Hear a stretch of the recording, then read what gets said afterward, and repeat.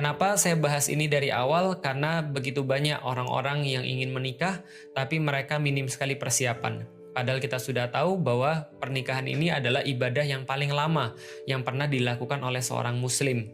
Kalau seandainya ibadah sholat itu hanya 5-8 menit, ibadah puasa mungkin hanya sekitar 13-14 jam, atau mungkin di tempat-tempat yang lain yang musim panas bisa 18 jam atau 19 jam, tapi tidak ada yang mengalahkan ibadah pernikahan. Yang kita harapkan adalah tahunan, yang kita harapkan bahkan puluhan tahun, bahkan kita mengharapkan sampai mati. Bahkan kita mengharapkan sesuai yang dikatakan di dalam Al-Quran, Allah memasukkan kita bersama dengan pasangan-pasangan kita, bersama dengan anak-anak kita, bersama dengan keluarga kita, semuanya menuju kepada surganya Allah Subhanahu wa Ta'ala. Amin. Mudah-mudahan kita termasuk orang-orang yang begitu.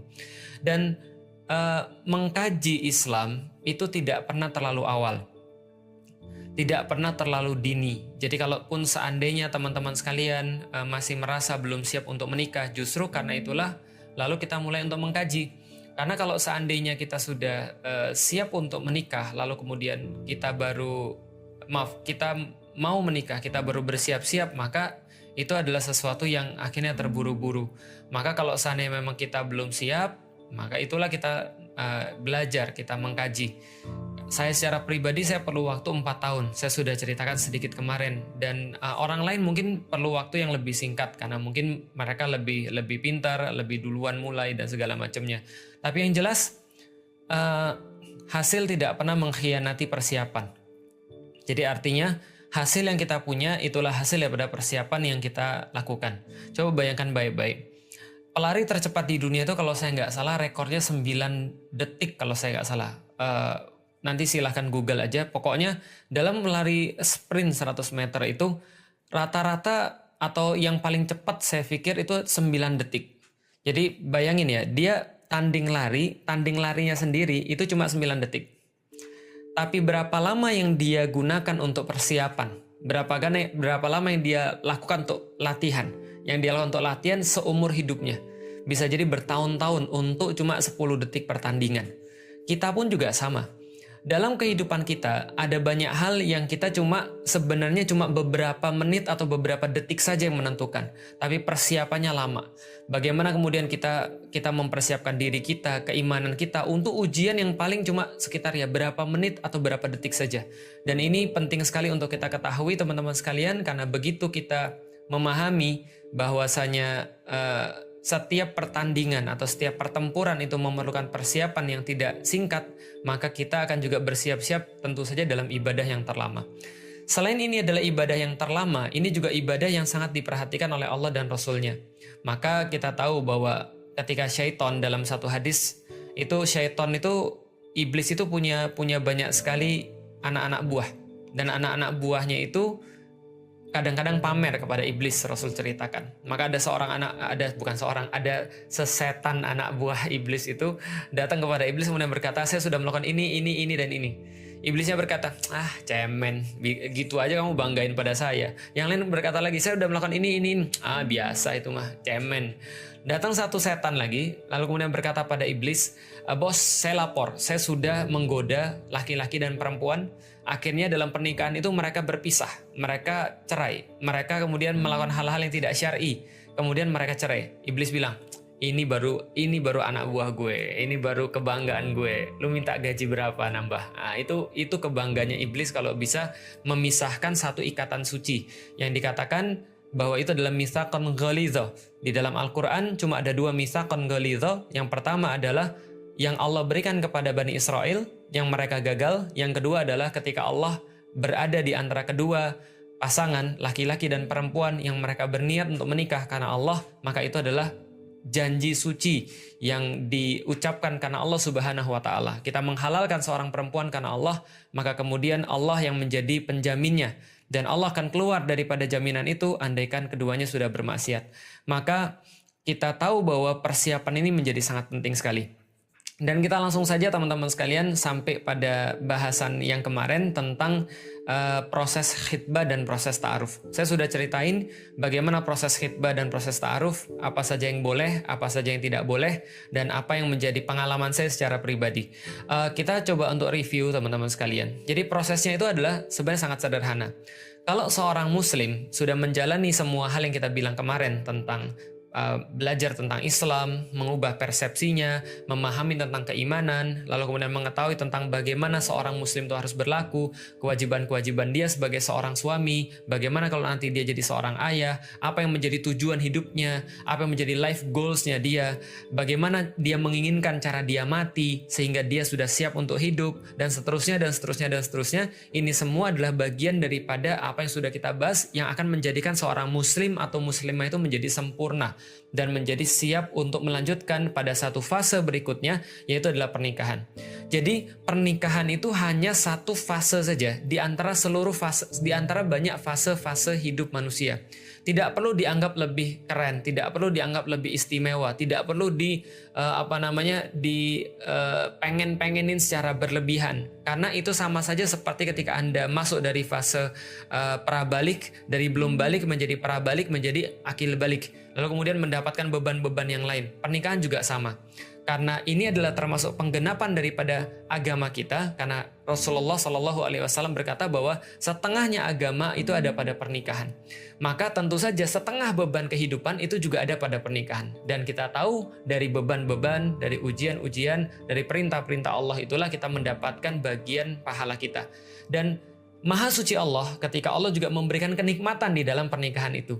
Sehingga tidak hanya kita mempunyai satu fase yang baru, tapi kita juga memiliki satu kenikmatan yang baru. Merasakan mawaddah, merasakan sakinah, merasakan rahmah. Maka ketika kita sudah siap dan kita sudah merasa, oke, ini sudah saatnya saya untuk maju ke dalam fase yang berikutnya. Berapa umur ideal? Nggak ada. Rasulullah Shallallahu Alaihi Wasallam menikah umur 25 tahun. Menikah dengan Khadijah yang umurnya 40 tahun. Artinya itu usia yang terpaut sangat besar sekali, yang mungkin di Indonesia sangat sulit untuk diterima. Jadi mereka bisa bilang mereka mengikuti sunnah Rasulullah. Tapi begitu kemudian seorang laki-laki menikah dengan seorang perempuan 40 tahun, janda pula, maka itu pasti menuai omongan yang sangat banyak. Tapi teman-teman sekalian, di sini ada beberapa pelajaran. Bahwa pertama, Rasulullah Shallallahu Alaihi Wasallam umur 25 itu sudah lebih daripada matang. 25 sangat matang sekali, karena beliau umur belasan pun sudah terlibat dalam beberapa peristiwa-peristiwa yang bersifat khusus di antara orang-orang kafir Quraisy pada saat itu. Dan artinya kecerdasan beliau itu, kecerdasan emosionalnya, kecerdasan fisiknya itu sudah di atas orang rata-rata. Itu Rasulullah Shallallahu Alaihi Wasallam. Nah, maka kita pun juga sama. Ketika kita sudah siap memang untuk meminang seorang wanita, maka khitbah saja. Khitbah itu apa? Simply permintaan kepada dia untuk bisa menikahi dia. Kalau dianya sudah setuju, kita bisa lanjut kepada bapaknya. Karena ta'aruf itu, khitbah ta'aruf itu, salah satu ciri-ciri yang membedakan dengan pacaran adalah dia ada jangka waktu yang sudah ditetapkan. Kapan mau nikahnya? Bisa 2 bulan lagi, bisa 3 bulan lagi, atau bisa besok harinya, bisa juga 2 pekan lagi, tapi yang mana yang sudah disepakati. Maka masuklah dalam fase ta'aruf kalau sudah punya yang namanya timeline, gitu kan ya, sudah punya ujungnya kita mau kemana. Jadi kita tuh kalau melakukan sesuatu jangan ini kita lagi mau melakukan apa? Nanti aja lah, yang penting kita ta'aruf dulu. Itu modus pacaran syariah, sudah saya bilang itu nggak boleh. Tapi kita tahu ujungnya ini mau kemana, kita tahu tangguhnya ini di mana, waktunya ini di mana, timelinenya di mana, sehingga kita bisa nyiapin.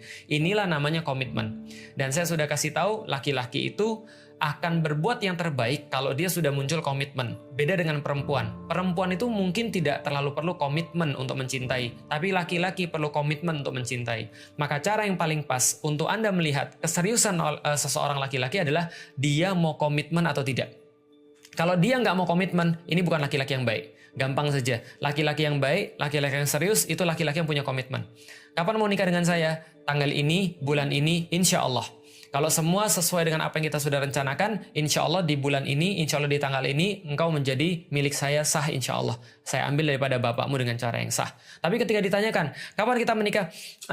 Ya nanti lihat aja dulu, yang penting kita jalanin aja dulu. Enggak, ini laki-laki nggak punya komitmen. Dan sampai kapanpun, dan sudah dibuktikan dengan penelitian, laki-laki yang tidak punya komitmen tidak akan bisa develop perasaannya dari komitmen itu kepada rasa cinta yang hakiki. Itu yang membedakan. Maka ada orang yang nanya pada saya, Ustaz, kenapa pacaran tuh nggak boleh misalnya? Ya jelas sekali, pacaran tuh bukan komitmen.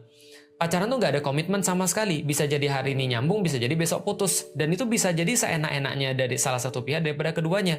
Saya bahasakan kayak orang pergi ke satu tempat, lantas dia mampir ke rest area. Mampir ke rest area, numpang makan, numpang ke toilet, lalu kemudian dia bisa pergi kapanpun yang dia suka. Karena itu nggak ada komitmen di situ. Nah, pertanyaannya, perempuan mau nggak jadi rest areanya? Mau serius atau mau main-main? Kalau mau serius itu adalah nikah. Kalau mau main-main ya pacaran. Nah, yang cewek-cewek mau diseriusin atau mau dimainin? Nah, karena kalau serius itu pasti ada komitmen. Nah, kalau ada komitmen, itu baru laki-laki bisa develop cinta. Contoh lagi misalnya, orang pacaran itu nggak ada komitmen, nggak ada keseriusan.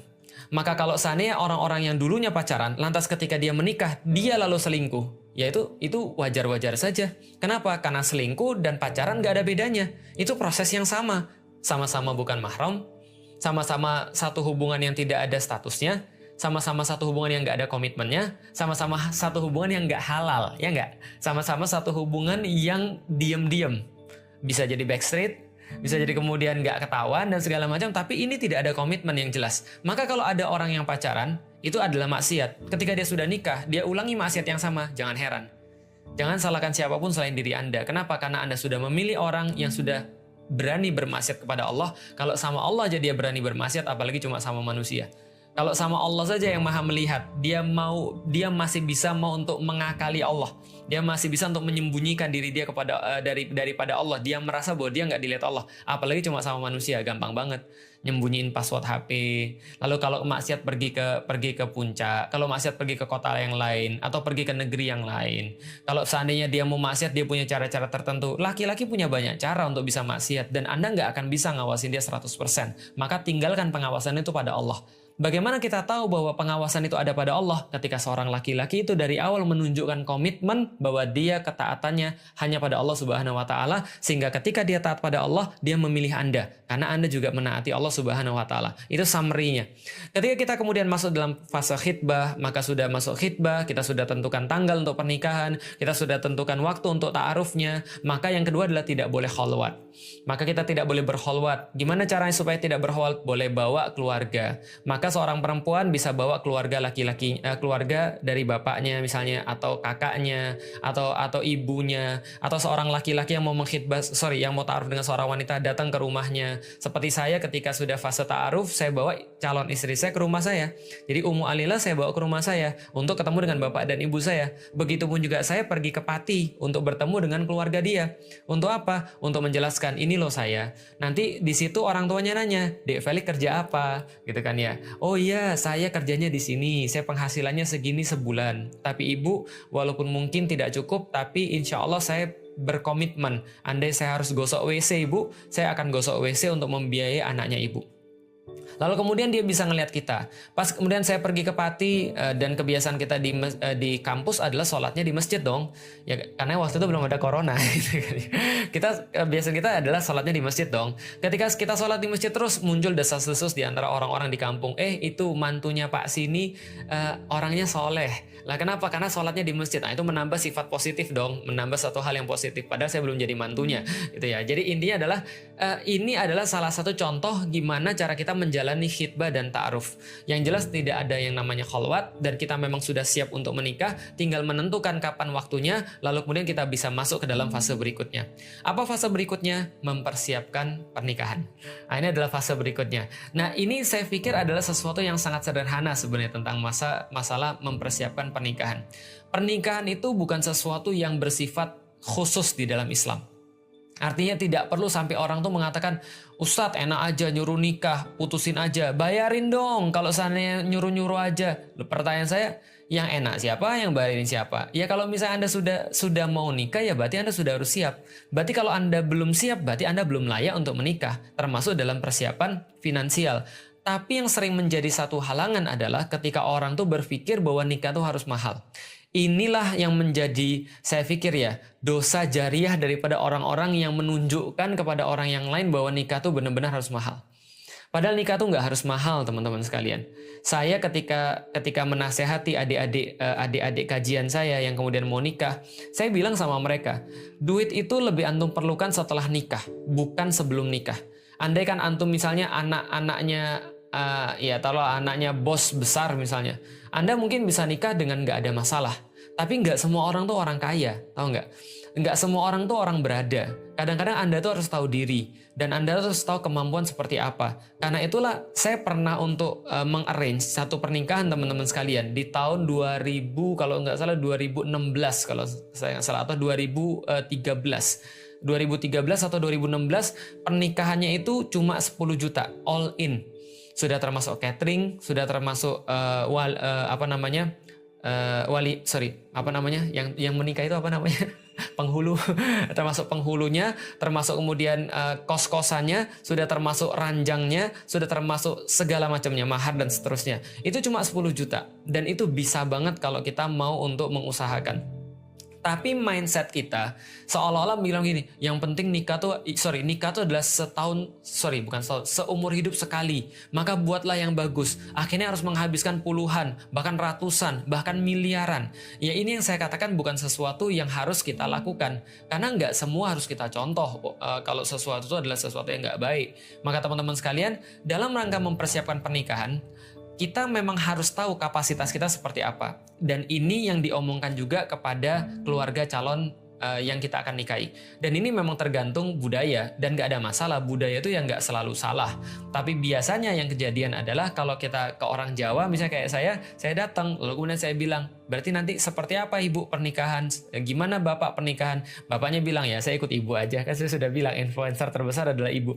Ibunya bilang, ya nanti biar kita atur biar kita atur nanti seperti apa, biar nanti kita buat walaupun kita nggak bisa mewah-mewah. Oh justru itu bagus. Lalu kemudian disampaikan kira-kira nanti acaranya begini. Dan kita kan sudah ngobrol di antara pasangan. Saya dan istri saya ngobrol, saya tanya gimana kalau pas nanti ngadain acara biasanya proses pernikahan di kampung tuh kayak apa? Dia sampein, oh ada kayak begini-begini, nanti begini-begini, tapi kita harus hati-hati. Kenapa? Karena yang namanya pernikahan di Jawa itu nanti ada organ tunggalnya, nanti ada nyanyinya, nanti ada biasanya biduannya. Nah di situ kita harus hati-hati dan di situ kita harus benar-benar untuk mengawasi. Nah kalau kita sudah tahu poin-poinnya di mana, pertama bakal ada biduan, lalu bakal ada orang yang le-lean yang kemudian tidur sampai larut malam, begadang, lalu kemudian main judi di sana dan segala macamnya. Ada apa lagi? Ada biasanya sesembahan yang akan diberikan, ditaruh di mana dan segala macamnya, yang berpotensi merusak akad kita untuk menjadi sesuatu yang nggak syar'i. Padahal kita sudah jaga. Lalu saya tanya lagi, gimana nanti dengan orang yang datang? Orang yang datang dipisah atau tidak? Karena saya meyakini satu hukum ketika satu acara pernikahan misalnya itu harus invisal, harus terpisah antara laki-laki dan perempuan, tamu laki-laki dan tamu perempuan. Zaman dulu kalau kita ngomong kayak gini pada orang tua bisa langsung dihajar. Zaman sekarang mungkin lebih enak karena sudah banyak contohnya. Oh ini pernikahannya artis ini aja kepisah kok antara laki-laki dan perempuan. Oh ini pernikahannya ustadz ini contoh misalnya, atau pernikahannya orang ini sudah pengemban dakwah, sudah mulai terpisah, sudah mulai terbiasa. Dan orang-orang Jawa itu sebenarnya nggak digituin juga sudah misah sebenarnya, karena laki-laki duduk sama laki-laki, sama bapak-bapak, ya yang perempuan-perempuan duduk sama perempuan. Itu sudah biasa kepisah kayak gitu kalau di orang Jawa, karena budaya Islamnya masih ada, masih kental di situ.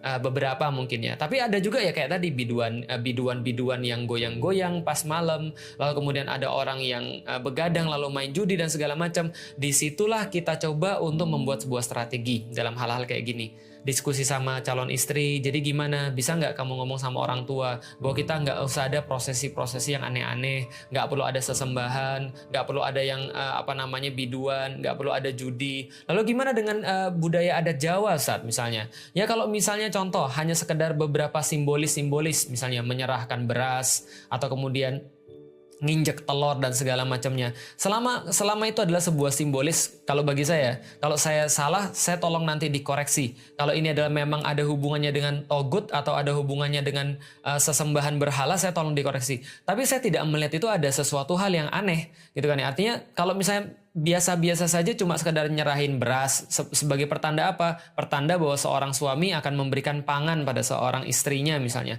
Lalu memberikan baju sebagai pertanda bahwa dia akan memberikan perlindungan baju kepada istrinya dan seterusnya, nggak ada masalah.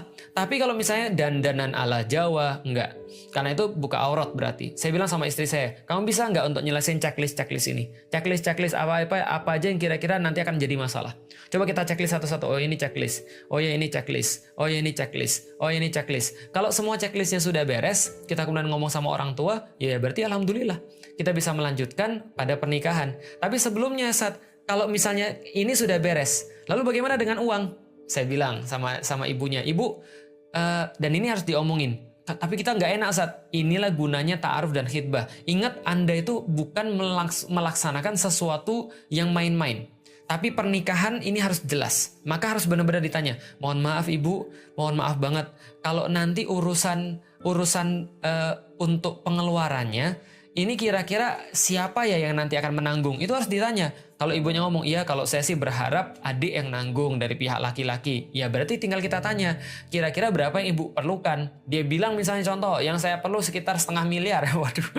Terus kemudian kita bilang, ya mohon maaf yang saya bisa berikan cuma 10-an juta misalnya. Atau 5 juta, atau berapa yang Anda sanggup. Tapi kalau saya Anda ketemu dengan orang yang baik, alhamdulillah kayak saya, itu kemudian saya nanya, ibu perlu berapa? Oh, nggak usah. Ya seperti kan saya bilang kemarin orang Jawa kan gitu kan ya. Nggak usah, nggak apa-apa, biar kita aja. Saya tanya berkali-kali nggak mau. Akhirnya bapak saya bilang, udah Lik nih, papi kasih uang. Bapak saya kasih 5 juta, saya kasih 5 juta itu kepada calon mertua saya. Ibu ini dari bapak saya, mohon maaf tolong diterima, nanti untuk bantu-bantu pas akad. Untuk bantu-bantu acara pas walimah. Lantas kemudian diterima. Maka saya nikah istri saya itu cuma 5 juta. All in semuanya. 5 juta. Dan saya mengeluarkan duit lagi. Bukan duit saya sih sebenarnya. Duit bapak saya. Karena bapak saya yang bayarin saya. Untuk beli mahar. Lalu berupa mas kawin. Emas. Lalu kemudian seperangkat alat sholat. Lalu itu yang kejadian. Mudah banget. Dan teknis-teknis yang lain. Ngurusin surat dan segala macamnya. Ustadz, itu udah terlalu jauh. Yang maksud kita itu adalah bagaimana dalam ta'aruf ini kalau kita tidak cocok. Bagaimana cara menentukan kita cocok atau tidak. Saya sudah bilang sama antum, yang antum cari apa? Yang saya nih, misalnya antum ambil pengalaman saya aja deh. Saya nyari istri, itu adalah orang yang kelak bisa mensupport saya dalam dakwah. Berarti yang saya paling perlu adalah komitmen dia pada Allah. Dia boleh jadi punya pendapat-pendapat yang lain, tapi dia berkomitmen selama saya bilang qala Allah, qala Rasulullah, ketika Allah sudah berkata, ketika Rasul sudah berkata, maka dia serius untuk menjadikan itu sebagai pertimbangan dia. Itu aja yang saya perlu. Saya cuma perlu orang yang mendedikasikan dirinya, komitmen dia yang terbaik itu adalah pada Allah Subhanahu wa taala. Itu yang saya perlu. Itu cukup bagi saya. Oke, ini yang sudah wajib sudah terpenuhi. Apalagi yang saya minta? Yang saya minta adalah seorang ibu yang kelak nanti akan mendidik anak-anak saya dengan cara tertentu sehingga nanti jadinya kayak saya. Dia nggak keberatan dengan aktivitas saya. Dan jelas dia nggak keberatan kalau anaknya nanti jadinya kayak saya. Maka itu yang saya perlukan. Perempuan lalu kemudian bisa mendukung aktivitas dakwah saya, lalu kemudian bisa menjadi ibu daripada anak-anak saya. Itu adalah sesuatu yang saya anggap wajib. Maka kemudian apa lagi? Ya tentu dong kalau punya anak berarti dia harus, ya mohon maaf, tidak punya kekurangan di hal-hal yang bisa mengakibatkan dia nggak punya keturunan. Walaupun pembahasan yang lain, kalau ada orang-orang yang nggak punya keturunan, itu bisa jadi pembahasannya berbeda. Bukan berarti sesuatu yang jelek atau sesuatu yang buruk. Enggak. Sama sekali enggak. Karena bisa jadi ada kemuliaan yang lain yang Allah mau berikan pada orang-orang yang seperti ini. Tapi saya pastikan, seperti apa memastikannya? Ya tanya. Kamu, ya ini paling mudah ya. Seorang laki-laki bisa nanya, jadwal haidmu lancar atau enggak? Itu boleh. Kenapa? Karena itu salah satu tanda daripada kesuburan jadwal haid misalnya. Atau misalnya kamu punya penyakit keturunan atau tidak. Misalnya contoh ya jantung atau misalnya penyakit-penyakit yang dalam dan segala macamnya, ini boleh ditanyain pas ta'aruf dan khitbah. Yang saya perlu cuma itu saja. Bonusnya adalah dia rajin mengkaji Islam. Dia sudah mulai untuk membaca kitab-kitab tertentu yang saya pikir nanti akan berguna untuk anak-anak. Dia orangnya sederhana. Dia orangnya mudah untuk disenangkan. Karena orang desa, mudah untuk disenangkan. Dia orangnya bisa menghargai seorang laki-laki. Tapi ada kekurangan atau tidak? Jelas ada. Istri saya karena dia orang desa juga, Jawa Tengah mepet ke Jawa Timur, Pati, bicaranya agak kasar. Sedangkan saya orang Sumatera, Melayu yang agak lembut. Lalu kemudian ketika saya dengar kata-katanya, kadang-kadang saya merasa kata-katanya sangat kasar. Tapi bagi saya, ya sebagaimana yang disampaikan oleh Allah dan Rasul-Nya. Ketika Anda tidak menyukai sesuatu pada seseorang perempuan, Anda akan menyukai kualitasnya yang lain. Karena seorang perempuan itu, sebagaimana seorang laki-laki, ketika dia lebih dalam sesuatu, dia pasti akan ada kurang dalam sesuatu. Dan itulah manusia. Kita nggak bisa mengharapkan manusia 100% sempurna. Karena Anda pun nggak 100% sempurna. Jadi kalau misalnya ada kemana yang bertanya, Ustadz, bagaimana kita memastikan dia cocok buat saya? Menurut saya kalau memastikan dia cocok buat Anda itu agak nggak adil.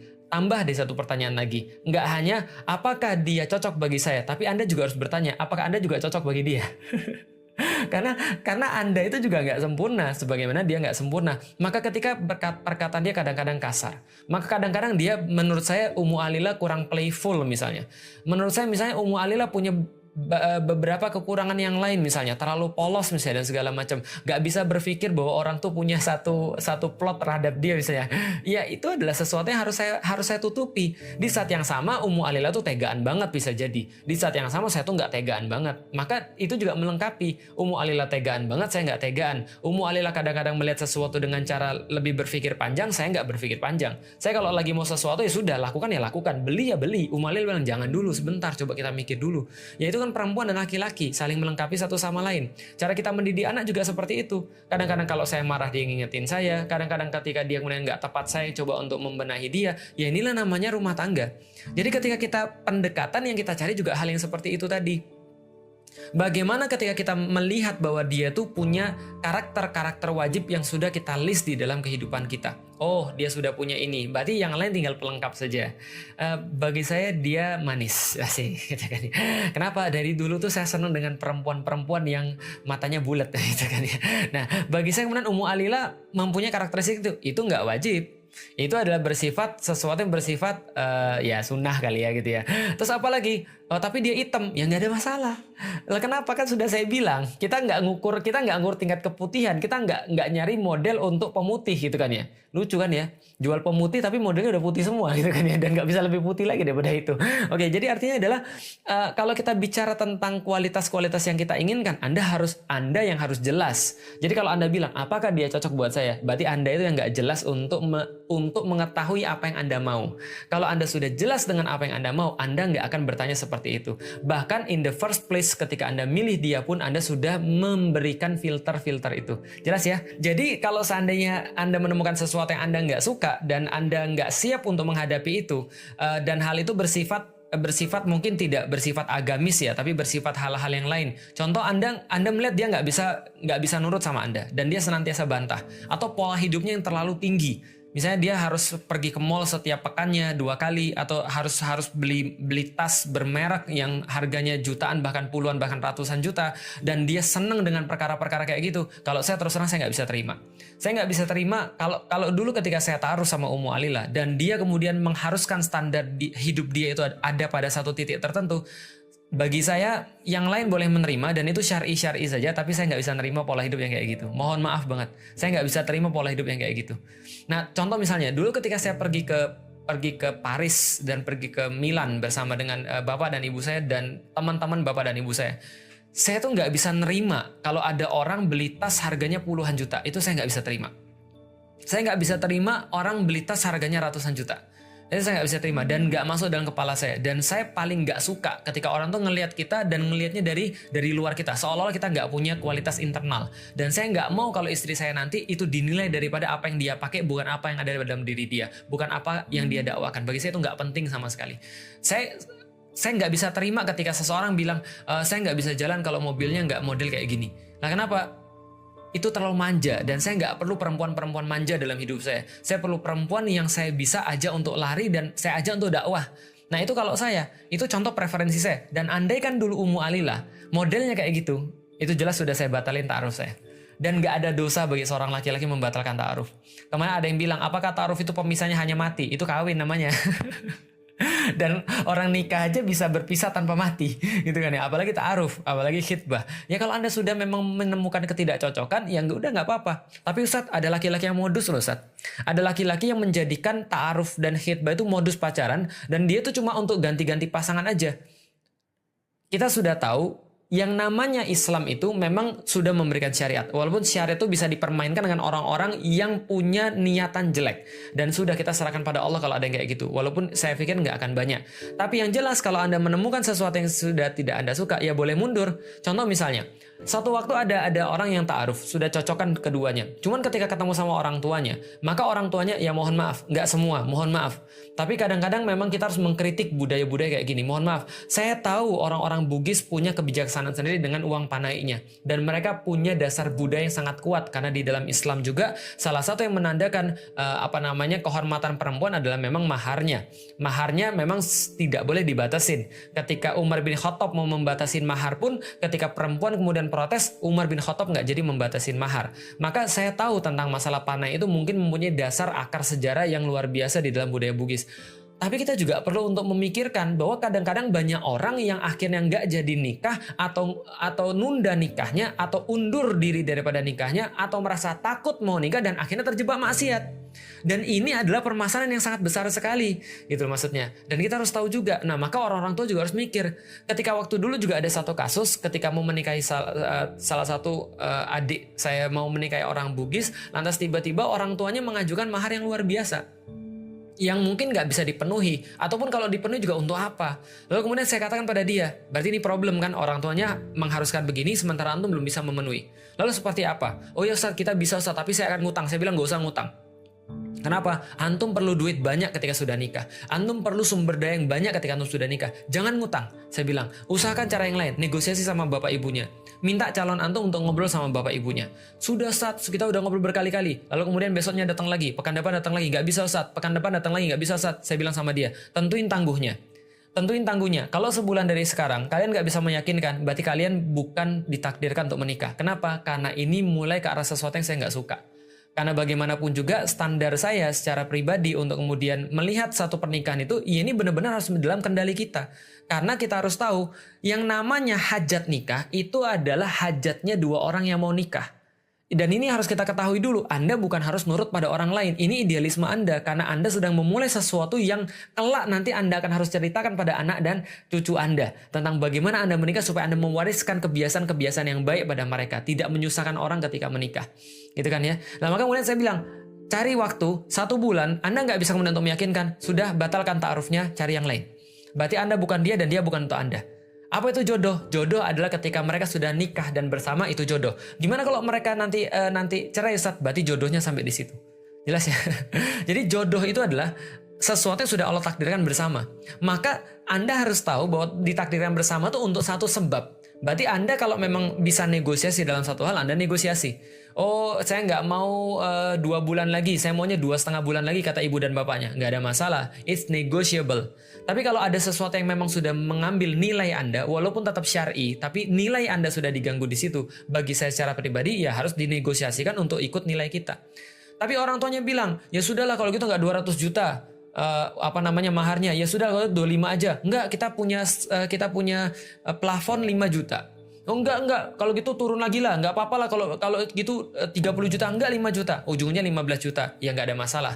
Kadang-kadang ada beberapa hal yang Anda juga enggak boleh saklek. Kenapa? Orang tua itu kadang-kadang juga perlu diperhatikan. Contoh misalnya, ini kisah nyata. Hawarin kemarin saya bilang, batasin nih undangan antum. Undangan antum batasin aja. Berapa Ustadz? Ya kira-kira 150 orang udah cukup lah, nggak perlu terlalu banyak.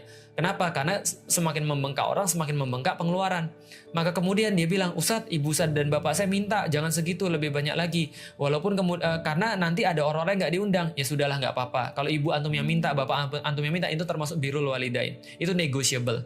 Tapi hal-hal yang lain yang nggak negotiable, bagi saya, entah setiap orang beda-beda, bagi saya, perilaku, pola hidup, itu nggak negotiable banget.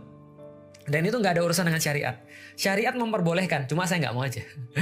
maka sampai sekarang kalau antum tahu, Ummu Ali lah kalau mau beli apapun, itu kalau seandainya saya nggak suka, karena itu berkaitan dengan gaya hidup, saya nggak mau. Maka saya pastikan agar gaya hidup saya adalah gaya hidup yang menjadi tidak memberatkan orang. Itu harus kita pahami. Nah, maka ini kalau misalnya kita nggak jadi, nggak ada masalah. Karena sudah saya bilang, orang yang masuk dalam keadaan khitbah ta'aruf, ketika gagal, dia keluar dengan keadaan sama mulianya.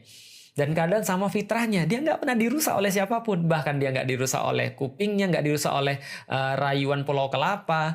Dia nggak dirusak hatinya dengan zina hati. Dia nggak dirusak matanya dengan zina mata. Apalagi kemuliaan tubuhnya. Apalagi kehormatan dirinya. Itu nggak rusak sama sekali. Nggak ada masalah kalau Anda memang merasa nggak cocok, lantas batal. Tapi kalau Anda merasa cocok, lantas bicarakanlah hal-hal yang memang sesuai untuk pernikahan. Tentang budgetnya, tentang siapa yang diundang, tentang list-list pernikahan, tentang siapa yang kita gunakan sebagai event organizer, yang biasanya yang digunakan adalah teman-teman halkohnya, atau teman-teman likoknya, atau misalnya yang ditunjuk sama murabiahnya, atau yang ditunjuk oleh musyrifahnya, yang biasanya nikahnya di tempat yang ahwatnya, kan gitu kan ya. Nah, itu tentang mempersiapkan nikah.